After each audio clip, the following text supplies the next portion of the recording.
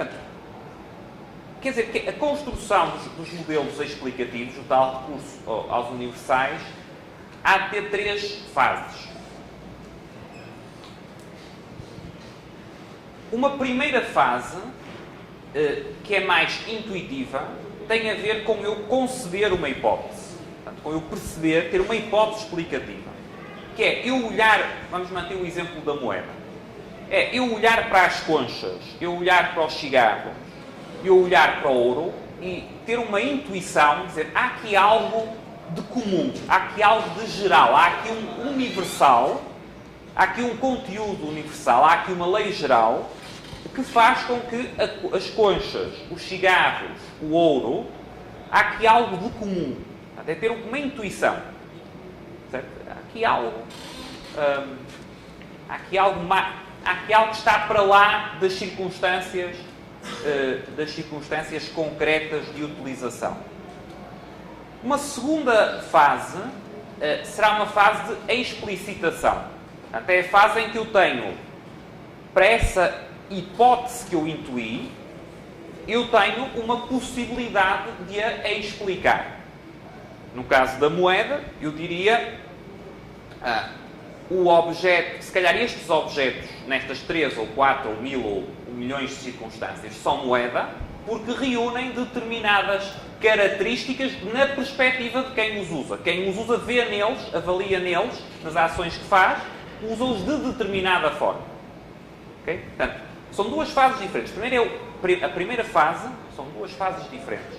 Primeira fase, eu intuir, ter uma visão de que há ali algo mais geral, que há uma hipótese explicativa que pode ser desenvolvida, que há uma lei geral, que há um universal potencialmente subjacente a determinado fenómeno.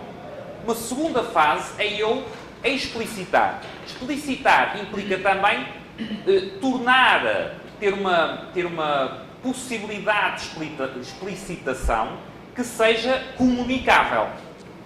Ou seja, eu posso ter a ideia que as conchas, os cigarros e o ouro têm algo de comum, mas eu não ser capaz de explicar a outro ser humano porque é que eu acho que há ali algo de comum. Quer dizer, pode-me parecer isso, mas eu não... se me importarem, mas porquê? Posso não conseguir articular isso. Esta segunda fase é a passagem da primeira, em que eu tenho a intuição, mas não consigo comunicar, para uma fase em que eu consigo explicar a outro. Portanto, consigo ter uma explicação mais objetiva. O conhecimento não deixa de ser subjetivo, não é? A explicitação é que é objetiva no sentido de comunicável a outro ser humano, não é? Por uso da linguagem, que eu consigo tornar inteligível ao outro a minha hipótese, não é? Dizer, e a mim mesmo, antes de tornar comunicável ao outro, tenho que tornar inteligível para mim mesmo, não é? À partida, se eu conseguir tornar inteligível para mim próprio, eu conseguirei, depois é uma questão de capacidade de comunicação, comunicar a outra. E uma terceira fase, que é o que podemos chamar uma fase de aplicações práticas e técnicas, portanto, que se relacionaria com o que vimos na primeira sessão, a parte do poiesis e do técnico, ou seja, que é de passar, de tirar deste modelo implicações, como disse, nunca serão implicações na base de eventos singulares, mas serão implicações em termos de classes de eventos, sobre o que é que essa teoria monetária implica. Portanto, será eu, a partir do momento, intuí a hipótese, explicitei a teoria, agora essa teoria há de dar determinadas indicações em termos de tendência sobre, por exemplo, em que circunstâncias é que vai haver inflação e em que circunstâncias é que não vai haver inflação. Em que circunstâncias é que os preços vão evoluir de determinada forma ou não vão evoluir de determinada forma. Okay? Portanto, reparem, as 3 fases são distintas e podem ser separadas por muito tempo. Ou seja, eu posso dar um exemplo, mudando um pouco de área, que é o exemplo que me veio agora à cabeça e é um bom exemplo, de escola austríaca para public choice. Pedindo desculpa ao professor Iório, mas é uma escapada breve. A questão dos paradoxos do voto, que é um tema muito tratado em public choice, portanto, situações em que, alterando as regras de uma votação coletiva, se altera o resultado, mesmo mantendo todos os elementos constantes. Isto foi intuído que havia situações destas há bastante tempo, há séculos atrás. Não é? Houve pessoas que notaram isso, disseram, há aqui qualquer coisa de curioso. Mas só até há pouca, portanto, a explicitação do que é que se está a passar aí, não é? Portanto, que aspectos nos processos de votação coletiva é que levam a que haja paradoxos de voto, é algo muito mais recente, tem poucas décadas. Portanto, uma coisa é a tal intuição. Eu posso perceber que há ali... Outra coisa é eu conseguir explicitar, articular o que é que de facto está ali, a passar. De uma forma mais geral. Certo? E terceiro é ter aplicações disso. Portanto, eu posso também conseguir explicitar e da explicitação não resultam necessariamente aplicações. Mas, frequentemente, há quem seja muito bom a intuir e não muito bom a explicitar. Há quem seja muito bom a explicitar, mas não seja bom a tirar aplicações. Okay?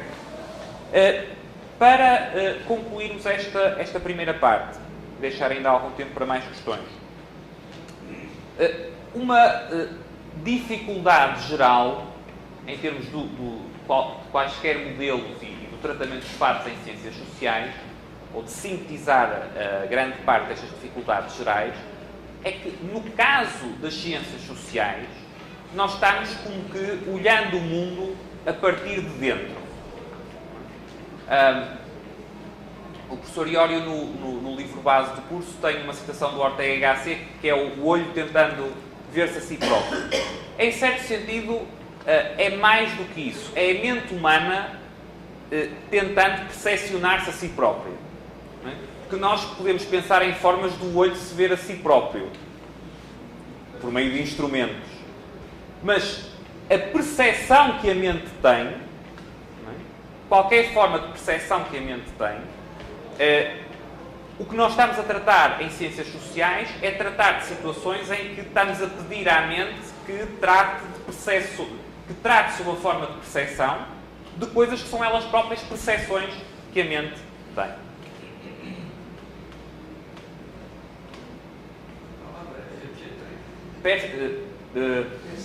Percepção. Ok, muito bem, é isso mesmo. Já tenho um bónus no trabalho final. Percepção. Portanto, esta questão, olhando o mundo a partir de dentro, não é? O tal olho humano se olhando a si próprio, mais ainda do que isto, quer dizer, é esta a ideia, mas mais ainda do que isto, o que estamos de facto a falar em ciências sociais é que nós temos que ter os tais modelos que fazemos, implicam ter percepções, certo? Sobre factos de base que são eles próprios percepções da mente humana. Certo? Portanto, daí, se querem resumir o problema que estivemos a ver. Ok, temos ainda alguns minutos para questões sobre esta primeira parte. Bom, eu acabei de ler o A Casa de Americana da Alemanha, tem um mês que eu li.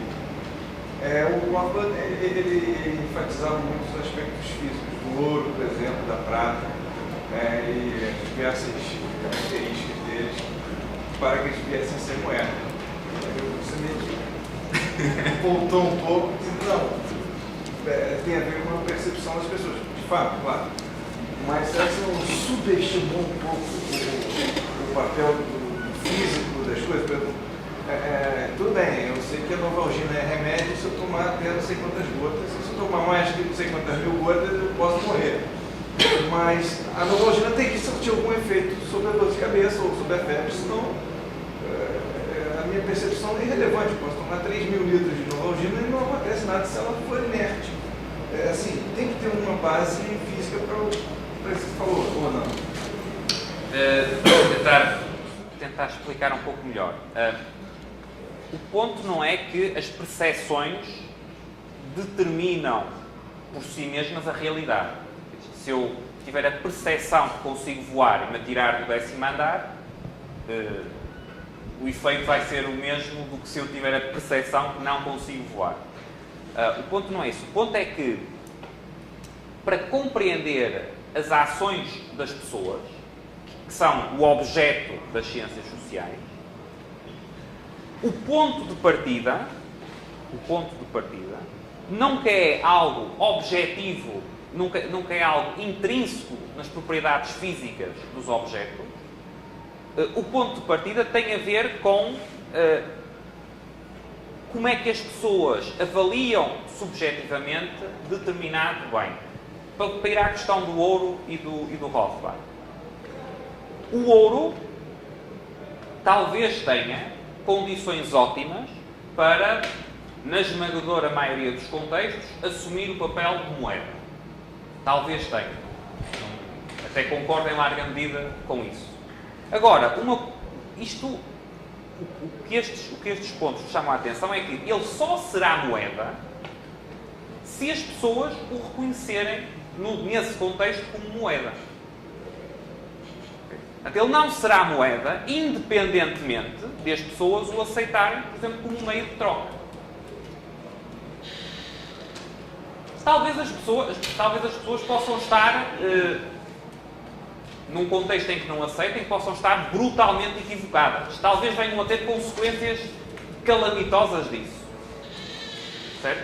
Mas, do ponto de vista do que é moeda, o que define ser moeda é ser utilizado pelas pessoas como moeda.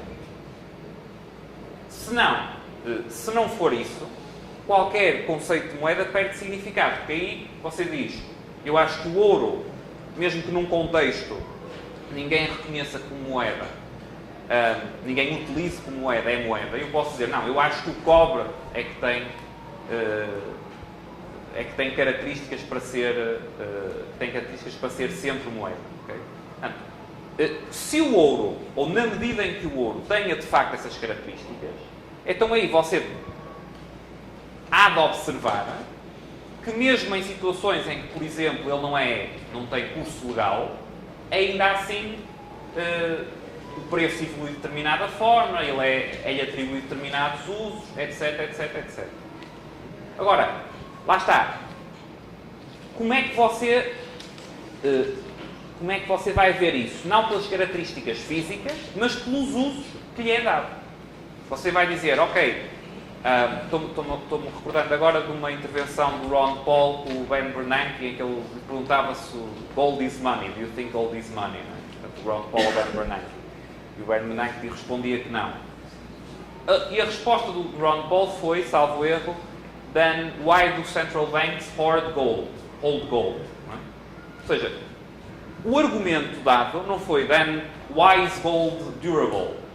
Não é?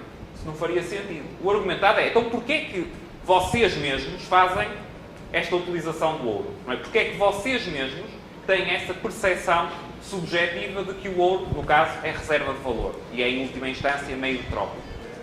Ok? Portanto, independentemente do que ache para uma determinada característica vai cumprir ou não essas funções, a explicação e a argumentação é sempre feita, em última instância, em função do uso e não das características das características físicas do objeto.